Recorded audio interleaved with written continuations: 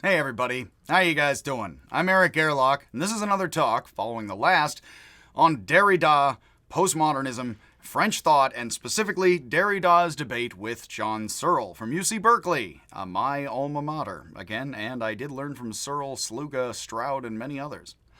I'm going to keep my comments to myself on a lot of that because I've already said my piece at the end of the last talk a tiny little bit, and I don't need to step on anybody's toes more than I already do.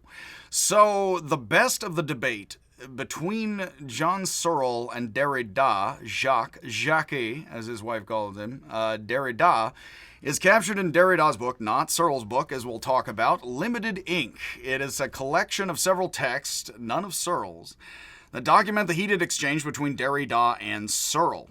I happen to think it is a good bit of proof as to why Searle is wrong in his work, and I think it is a good idea of Derrida's. And so if anybody wants to say Derrida is simply a charlatan and Searle is objective and rational, I gotta say this is, I think, a decent strategy and argument. In 1972, Derrida constructed and criticized the work of Austin's speech act theory, showing inherent tensions and contradictions within the analytic positivist conception of literal and objective meaning. Now, Austin is the guy Searle studied with, so Derrida is calling out Searle's grand master, the master of Searle's dojo here. Not here, though. Derrida asks whether communication as a word can have a set meaning as the vehicle for all meaning. Is communication a set fixed thing? Mwaha, so meta, bro. And whether or not there is literal and objective meaning in communication, devoid of all metaphor. That is a good thing, of course. People do take their metaphors quite literally. If you say there's objective truth, how many metaphors do you employ in the act of demanding or declaring it? Because why use metaphor? Meaning depends on context, and context is never entirely determined. Part of the context of any communication is the absence of the receiver. We are talking as if we don't know what's going to happen in a situation. This is true. We notice, as I said in the last talk, Searle believes that if you say something, you can objectively mean it, like Austin says. Derrida is saying, but when I'm talking or writing to people, I don't know entirely that I'm 100% correct. So it's not completely, I'm talking as if I pretty much mean what I mean, and I hope that I mean what I mean. I'm not talking as if I absolutely know what I mean. That's not actual human situations of communication. So Searle and Austin are overstating the case. The context is itself, as Heidegger or other thinkers would say, in transition, so it would, and in motion, as life is, so you don't fully know your audience or receiver. It never entirely happens. There could always be problems, tensions, etc. And if a receiver is some distance from the message, why would you need a message if everybody's psychic? Well, then there's possibility of breakage, miscommunication in the media. The Greek skeptics actually say if you're looking at something or hearing something through water, you imagine everybody goes overboard and it's like underwater. If I could just say things to you and you completely understand them, why would I have to talk to you rather than just you and I are one hive mind? Why not behave like a hive mind? Why not behave like individual human beings who may or may not misspeak or mishear? One would only write a text, Derrida argues, if its readers were not present and did not already share its understanding. So the fact that Austin and Searle say that you 100% understand my meaning, well, why would I even talk to you and continue to push the point if you already 100% understood my words? This absence and distance allows for variation and iterability, which Derrida suggests comes from the Sanskrit word itara. You notice he's trying to be anti-Eurocentric and anti-bit Western-centric, or other, like the other of Hegel. Now, Derrida knows the otherness of Hegel very well. He isn't Hegel. This allows for the death of the author, of Barth, as the receiver can use the communication in various ways in the absence of the communicator.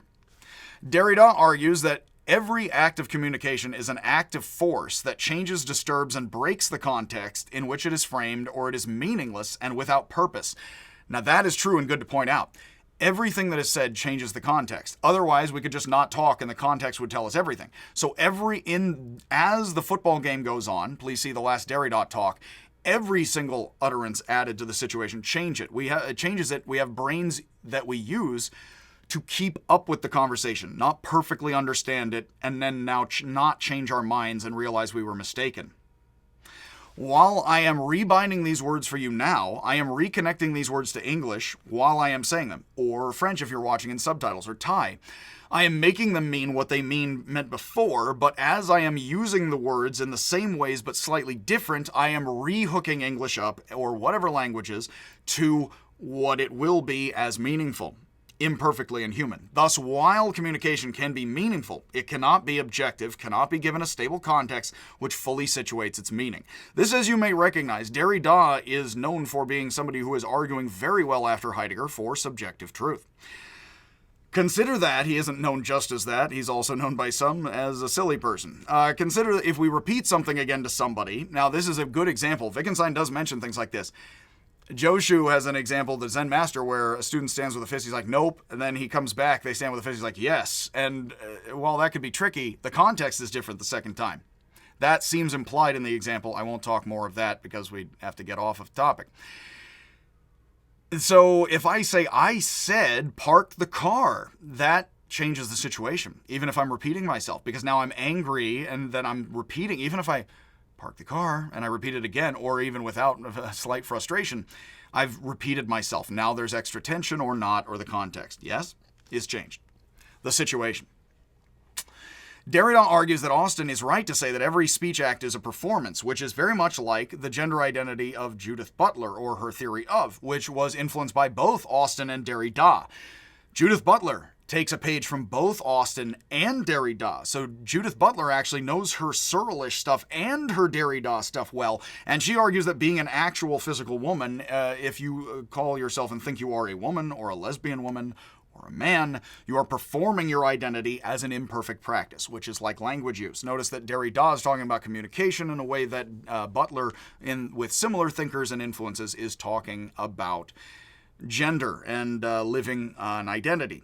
And obviously that is all very controversial today. Derrida argues that Nietzsche and Austin are right, that communication is an act of force. But unlike Nietzsche, Austin believes that the meaning of a speech act can be literal. That is again what Searle taught me, and I slightly objected, and he told me I was wrong. He did not provide many examples. Wittgenstein says to use a couple.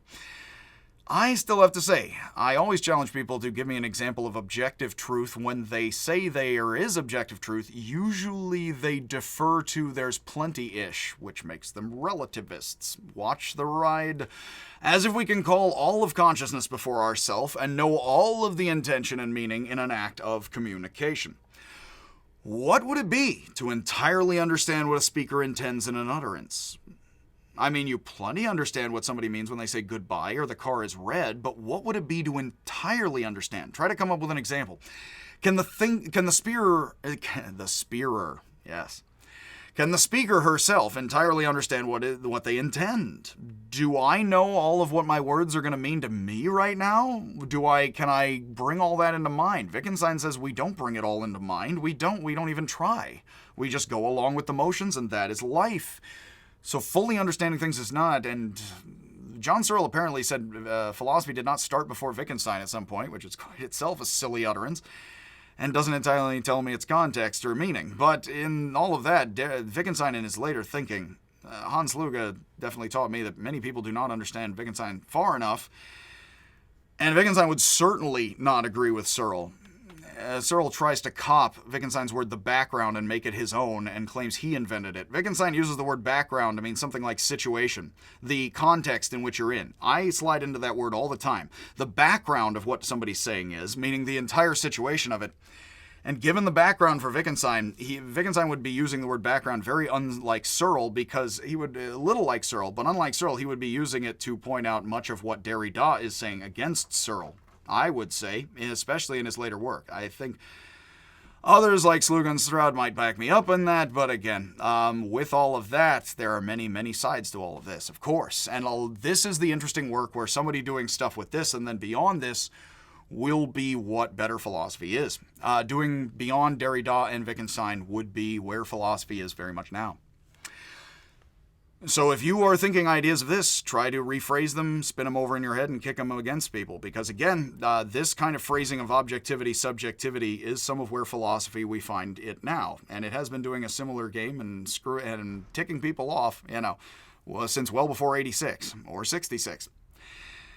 Derrida criticizes Austin for insisting that when we use language normally and seriously, Searle used the same phrasing. When we're serious, We use words objectively, and any abnormal use of language is parasitic on its normal use. Wittgenstein said we could do philosophy entirely in jokes, which seems to contradict all of that spirit. For Austin, puns and abstract poetry are abnormal uses of language that intend to use language as it is not normally intended.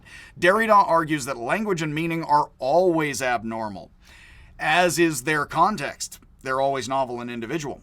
And it's always somewhat metaphorical also, we can sneak in here. Writing the intention of animating the utterance will never be through and through present to itself and its content. It's always trying to figure out more to say, the individual who's talking, or what they just said entirely, or connecting it to other things, which they didn't have in mind a moment ago. So Wittgenstein very much insists we do not fully have everything present to mind in the moment we say something. That is not human practice. We wander through a thought, or we think as we act.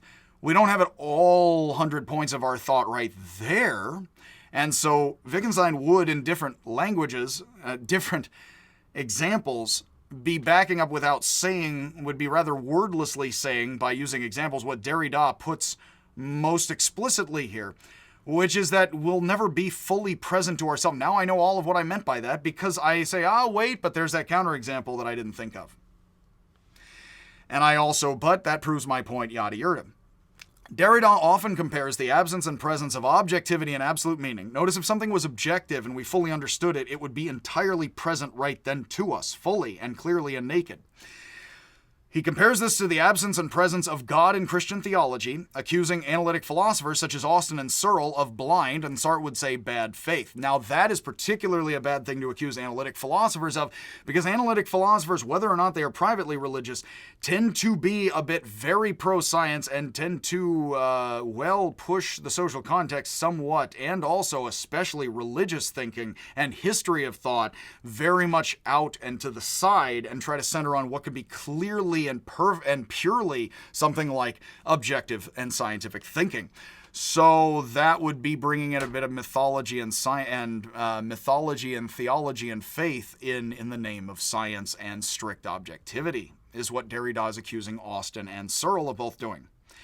Just as Christian theologians argued that God teleologically created the world with purposes, a banana is meant to be eaten, and established its true meaning with full knowledge, Austin argues, so God creates the world, let there be light, bang, God knows, is omniscient, knows all of what light is for, God speaks, God acts, God knows everything. Of course, why would God have to say, let there be light, to be a bit, again, heretical?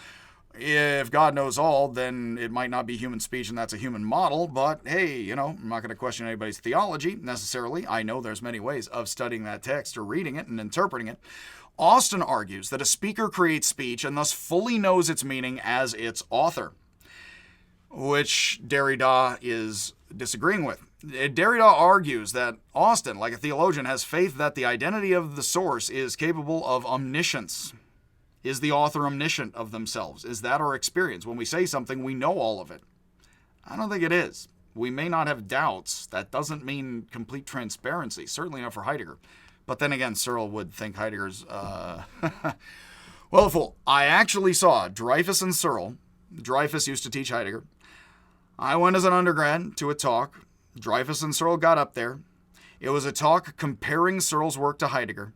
Dreyfus said, well, here's what Heidegger says about that, and this is what I think Searle is saying. And then John Searle said, well, I've never read Heidegger. I don't know what Heidegger is saying at all, but here's my theory. In other words, John Searle went to go give a talk on his work versus Heidegger. He didn't even try to learn any Heidegger. He didn't even try to figure out whether or not Heidegger was saying anything. He just dismisses all of Heidegger and Derrida as just sheer nonsense. Blah, blah, blah. Ginger, as the Far Side comic I've included in these notes is, where you're telling your dog to not get into the trash again. Blah, blah, blah. Ginger, blah, blah.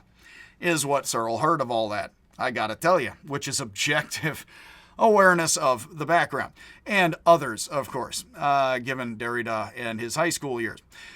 Derrida, as could be expected, admires the skeptical visions of Jewish, Christian, and Islamic mysticism, and thinks that he finds plenty in there that contradicts Searle, etc., rather than the dogmatic teleology of Orthodox theologians. As I did once here, the bishops tend to be conservative, the theologians tend to be a bit liberal. But that's actually a give and take, yeah? Searle, Austin's student and a proponent of speech act theory, fired back at Derrida in 1977 with his essay reiterating the differences. There are objective differences. It's not just higgledy-piggledy in motion. Criticizing Derrida's criticism as superficial and irrational. Again, Searle argued that understanding an utterance is recognizing the intention of the author. Do you fully, and what clicks when you fully recognize the intention fully of the author, and do they? When the author says what the author means in standard and serious cases. Standard and serious cases. That's the language of Austin and Searle. As long as we're doing serious cases. Searle writes, quote, "The speaker and hearers are masters of the sets of rules."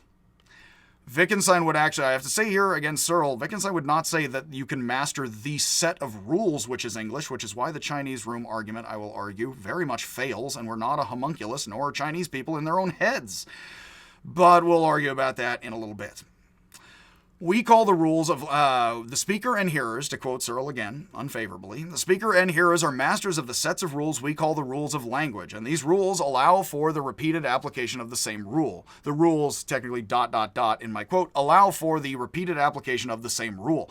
Now that's, again, assuming there are rules, they're transparent. Wittgenstein would say they're practices, not necessarily rules that we are fully masters of, but... yes, Searle assumes that there are set rules, they can be fully mastered, and can be identically repeated such that they are fully recognized and understood. Now, there's a lot in human communication that suggests that, but what Derrida and others are saying is it's forms of life that are imperfect in Wittgensteinian speak, and Searle knows Wittgenstein. Seems to hug more to the earlier Tractatus work than fully drink of the investigations, but maybe I am wrong. I don't think Searle is so uncertainty. You may sense Derrida's response as an absent presence already. Of course, I've been supplying it. Derrida replied to Searle with his essay Limited Inc. ABC ... lowercase a, lowercase b, lowercase c ... Nice title. And he asked Searle if he could publish their three pieces together as a discussion. Searle refused. Did not want Derrida publishing his work next to his. And Derrida included a summary of reiterating the differences, so he had to summarize Searle's work because Searle would not give him permission. And Derrida puns on that. Why is he a control freak here? But does he have full mastery of the background? Between his own two pieces and published these as Limited Inc. in 1988. I do recommend the book, again, or this talk, which you're already hearing. Derrida begins by saying he cannot be sure if Searle will read his reply. Notice what he's doing. I can't be sure if really this is going to work here. What's that? Or whether he will, but will not take it seriously. Yeah, it's philosophy. Derrida also notes that it is impossible to fully recreate his debate with Searle, as all of its pieces cannot be gathered into any text. It was the situation. It's now over, man. And Searle is unwilling to have his piece published because he is well aware that he cannot fix its meaning and significance. Now, that is a very good argument. Of course, some may say, gotcha moment, not real, but... because, there's just objective truth, science is so successful, which is like what Searle says. Derrida says, then why is Searle saying he's a master of the rules, master of the background, he understands me or understands him? Why, if he's fully fixed the signification of his piece and he knows what he intended, why can't he let it be published and let people interpret it next to my work? Maybe he knows it's open and closed as a form of life and it feels like he's in contradiction with himself as being alive, a la Hegel, who is not Searle's favorite thinker, German or otherwise, I'm sure. That I have to say, after Searle told me off years ago, I read this. I think Searle would have told me I was wrong and laughed at me, knowing full well Derrida published this years earlier. That's what I think. And Derrida hears in me, Derrida. Searle heard me bringing up, well, psychology tells me that we're never fully present to ourselves, and he thought I was basically, in a certain sense, trying to support Derrida, and he told me I was wrong and kept going. Because that's what he does, which I understand. And much love, and we can't say everything to everybody, which is a bit of the point. Because Derrida is the one who is gathering the text, Searle, Derrida says explicitly, fears its placement in a text and context that is not of Searle's own choosing. And of course, I can talk smack right here, continuously. Derrida notes his friendship and correspondence with Hubert Dreyfus. Derrida talked to Dreyfus. The guy I was mentioning was the Heidegger guy. Searle gets up, well, I didn't even listen to anything that just happened. Let me just tell you my theory again, as if he alone gets to speak. He doesn't even need to know the rest of the conference around him. And again, because it's Searle versus Heidegger, he's like, well, Heidegger's dead. I'm here. He doesn't matter. So, as I mentioned, Dreyfus, I got to take 2 classes at least, maybe 3, with Dreyfus, and he is known as a major American and an English interpreter of Heidegger's early work, and then sometimes people criticize his work on later and mid-Heidegger. And the second half of Being in Time, but again, all of that. But Dreyfus definitely wrote Being in the World to explain Heidegger to an Anglophonic and American audience, and that's how he got tenured at Berkeley for that. His brother is actually also a cog-sci guy, a computer science guy at Berkeley, so they're a pair, of serious minds. Dreyfus is a major interpreter of Heidegger and Searle's fellow professor at Berkeley, or was, and actually Dreyfus is passed, Searle is gone, I think, and that, although not passed, I don't think, and that Derrida himself cannot know how much of Dreyfus or his communication with Searle is contained in Searle's piece. What he is saying is that Searle does not read Heidegger. He just listens occasionally to Dreyfus, so I don't even know if he's getting me or his Heidegger right here. I have to say I witnessed a little of that. I myself, again, saw that joint talk. I put this in the notes right here. I already raced through that. I have to say I was a little appalled at Searle because he definitely did not listen and he just started reiterating his own theory. It's like, but we already just heard Dreyfus tell us your theory and then start to talk about Heidegger. He didn't even try to engage with Heidegger. And the whole thing was called Heidegger versus Searle, basically. He didn't even try. He was just like me. Like me objectively, yes. I gotta say, I thought to myself, wow, people can get tenure, or they used to. Dreyfus is renowned as America's greatest expert on Heidegger, and Searle could have talked with him about Heidegger at any number of times before giving that talk. He did not think it was important to do so. I gotta say, it definitely came across to me. Searle thought that he himself, compared to most others, was important to talk. I don't know how much he listens to anybody or understands context or his own situation shifts. I don't know if he still does either, as I said. Derrida accuses Searle of misunderstanding and possibly never reading the work of Husserl. Austin takes off of Husserl. Notice, Husserl leads to Austin and Heidegger, who lead to Derrida and Searle. So we're actually talking 3 degenerations out of Husserl. Every day, we're Husserlin. I screwed it up. Do I understand myself? No. Tragedy.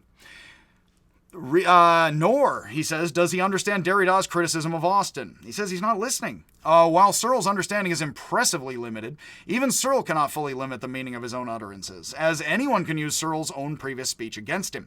Derrida argues that Searle cannot give a coherent account of the separation of serious and not serious cases. You just sort of, that's not serious. We don't have to learn about that. And then proceeds through the rest of his essay to repeat it again and again, but let's be serious, which is very much like Tristan Tzara. I'd love to think the original Dada manifesto writer, I believe he was Romanian. He says, I do consider myself quite charming. He keeps saying throughout the Dada modern art manifestos, I do consider myself quite charming, but let's be serious. And he keeps, it's again, a repetition of, they're clearly using it as a joke, and they're like, but I really mean we really ought to not be silly. Showing that the more it is said, the less it is serious. Now, what is that another example of? Using something that has unintentional or perhaps intentional but could be unintentional consequences of how serious it is as insistence. Apparently, Searle does not consider the work of Heidegger, Derrida, or even his colleague Dreyfus to be all that serious and worth listening. Derrida says he is going to argue with Searle, S-A-R-L, his own understanding of Searle's intention and position. Searle, a new mythical being, argues that Derrida misunderstands Austin, misreading and misstating Austin's work. Derrida says this is evidence that even Austin can be misunderstood. Now that is a good point. Searle's like, but Austin was misunderstood by Derrida. Searle's like, and Derrida's like, I thought you said if Austin or you say things objectively, they're not misunderstood. Am I not listening seriously? What's going on here? I'm showing you how Austin's work could result in problems. You say you clearly didn't understand Austin. Well, then a speaker, I was listening. Why didn't I objectively understand Austin's objective utterance? Was I not serious and listening hard? Like, what's the deal here? Notice again. Is Derrida going to close up any of these problems? No, he merely needs to show they proliferate most humanly in each and every actual concrete situation, which is what he is detailing. This again reminds me of Chomsky and Foucault after the debate. Chomsky says, I like the guy. He's just the most immoral person I've ever met, but he's a nice guy. I don't get it. Even Austin can be misunderstood and misinterpreted and variously understood, something that Searle denies of serious communication while holding Austin's work to be the serious truth. Derrida is merely attempting to show Searle, a strange non-creature, the unlimited and various uses one can make with serious communication, which he just did, as I am summarizing. several times here. It is always possible to use language and understand meaning differently. Apparently, Searle is in fact arguing with Derrida, my own invention, another mythical creature. I have created, there is somebody talking to their own sock puppet in hand, and I labeled it Derrida and Searle for ease of consumption. Searle the sock puppet, and now Derrida the counter sock puppet. And mine in turn, although Derrida accused Searle of somewhat that. Derrida is attempting to show Searle it is always possible to use language and understand things differently. Searle is in fact arguing with Derrida, while some have accused Derrida, not Derrida, like Nietzsche, of being a nihilist. He's the most immoral guy ever, Chomsky says, of Foucault. Derrida argues, like Foucault, that the binary dichotomies of true, false, intentional, unintentional, serious, playful, and others, west and rest, can and should be overturned often, not to banish all meaning, but to encourage its growth and renewal. And I will leave it at that, because I don't want to leave it on criticism so much of Searle as much as I do believe in continuous objective-subjective, like Wittgenstein. Things are in tension, back and forth. I do like a lot of Hegel, a lot of Heidegger, a lot of Wittgenstein, and I am, like Derrida, a bit Nietzschean. So hopefully you can take all this in. It grows ideas in you. And you can agree and disagree as you like with Searle, Derrida, Searle, or Derrida. And that is my summary of the debate. So there we have it. There's the video. You can have Erarl in context as your summary of me, or not, Eric Gerarl. So much luck with all of that and the rest of human communication and all these folks. Yeesh. Again, not my monkeys, not my circus, as the polls say. But to avoid being well, I'm going to make a bipolar joke, but I won't. So, much love, much happiness. And again, as usual, I will see you, or your image, some false version of you. Are you serious? If I do indeed ever see your serious self.